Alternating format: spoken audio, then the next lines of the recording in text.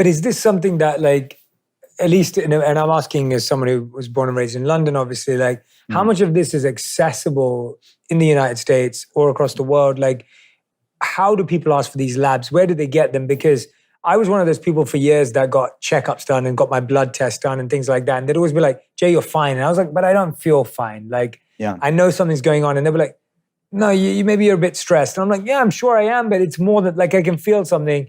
And it took till I started working with Darshan at Next Health.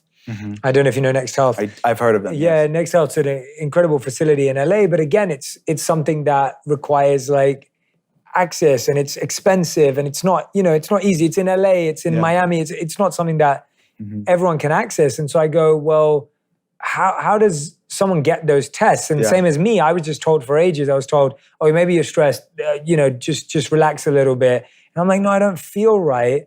So how does someone get those tests? How does someone get that detail? I know Viom's a great source, the gut test that they send to your house and you do the stool test. Yeah. But how do people get access to that? Yeah, I think we're living in a time where there's still a massive gap to democratize this where it should be. But in the past 12 plus years, I've seen a lot improving. And the reality is most of the thyroid labs and the hormonal tests actually are conventional tests. Meaning they're mainstream tests that if you ask your doctor, your conventional PCP, GP, they will do it. They have to do it. They can do it. They can decline doing it. But if you have a decent relationship with your doctor and if it's clinically appropriate, they should be able to run this panel, even if it's slightly outside of what their routine labs. Because look, the conventional model of care is largely trained to diagnose a disease and match it with the medication. So it's the extra labs, the other labs that we run in functional medicine is slightly superfluous to a conventional medicine doctor, because if it's not going to change the treatment, why would they run it? For example, to use the thyroid as an example, they just need a TSH, a thyroid stimulating hormone, and maybe a T4 to give the person that levothyroxine, that Synthroid, that pharmaceutical thyroid replacement hormone. Okay, so that's all that they need. So if we want to look at all the other conventional thyroid labs, they are available. But if the end result's still going to be that medication, then why would they run it? Got it. So I understand it from a model side of things.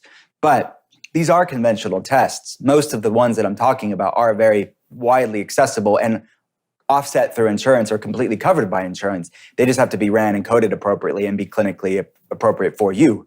So full thyroid panel, something called thyroid stimulating hormone, like I mentioned, T4. But then what we would add in functional medicine is total T3, something called free T3, free T4, and then what are called thyroid antibodies.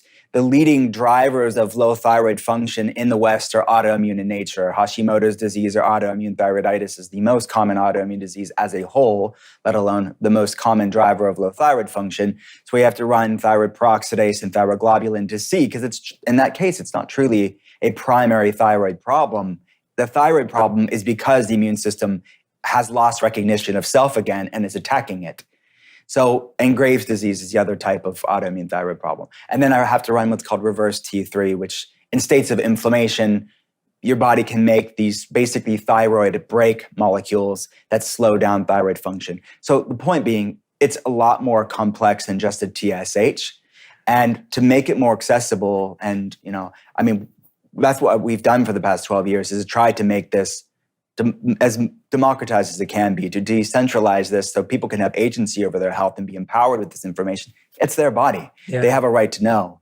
So we have different telehealth models to make it accessible for people. And there's a lot of direct-to-consumer labs, to be honest with you. Even if you don't have access to a functional medicine doctor, or if you don't want a functional medicine doctor, there are great labs. There's one called Inside Tracker. I have no connection to these brands.